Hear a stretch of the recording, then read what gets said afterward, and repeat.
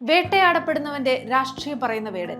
ജെൻസിയുടെ ഹരമായി മാറിയ വേടൻ ആരാണ്? വേടൻ വെറുമൊരു റാപ്പറല്ല, തീയാണ്. പുതുതലമുറ വേടൻ നൽകുന്ന വിശേഷണം ഇങ്ങനെയൊക്കെയാണ്.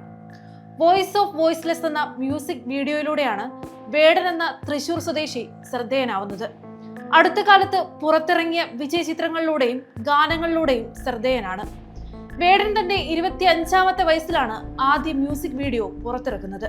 സ്കൂൾ വിദ്യാഭ്യാസത്തിന് ശേഷം നിർമ്മാണ മേഖലയിൽ ജോലി ചെയ്ത വേടൻ പിന്നീട് എഡിറ്റർ ബി അജിത് കുമാറിന്റെ സ്റ്റുഡിയോ ബോയ് ആയി പ്രവർത്തിക്കുകയായിരുന്നു.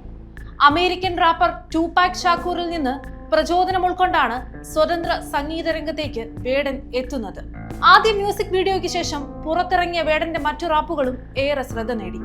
2021 പുറത്തിറങ്ങിയ നായാട്ട്, 2023 പുറത്തിറങ്ങിയ കരം, മഞ്ഞുമൽ ബോയ്സ് എന്നിവയിലെ പാട്ടുകൾ ഏറെ ശ്രദ്ധേയമായി. എഴുതുന്നതും പാടുന്നതുമൊക്കെ ദളിത് രാഷ്ട്രീയമാണെങ്കിലും എല്ലാത്തരം ആളുകളും വേടനെ കേൾക്കുന്നു, കാണുന്നു. കൂട്ടുകാർ കളിയാക്കി വിളിച്ചിരുന്ന പേര് തന്നെയാണ് പിന്നീട് തൃശൂരുകാരൻ ഹിരൺദാസ് മുരളി സവർണതയോട് പോരാടാനായി സ്വീകരിച്ചത്. കരുത്തുറ്റ വരികളിലൂടെ ശക്തമായ രാഷ്ട്രീയം പാടി. സംഗീതവേദികളിൽ അടിച്ചമർത്തപ്പെട്ടവന്റെ പ്രതിരോധം തീർത്ത വേടനെ തേടി ആളുകൾ ഒഴുകിയെത്തി.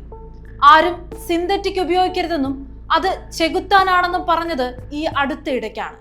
അങ്ങനെ ലഹരിക്കെതിരെ പാടിയും പറഞ്ഞും തീർത്തതിന്റെ തൊട്ടടുത്ത ദിവസം തന്നെയാണ് വേടൻ ലഹരി കേസിൽ കുടുങ്ങുന്നത്.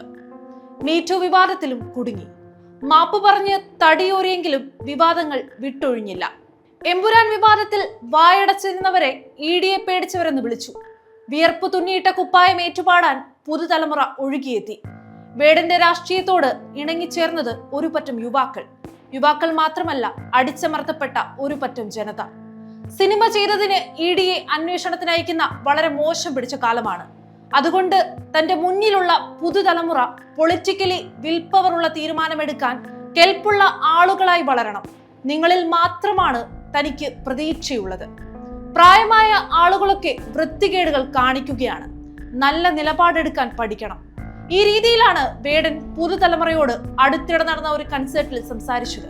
ഒരു വേദിയിൽ എത്തുമ്പോൾ വേടൻ ആദ്യം ചെയ്യുന്നത് തന്നെ പരിചയപ്പെടുത്തലാണ്. എന്റെ പേര് വേടൻ, ഒരു റാപ്പറാണ്.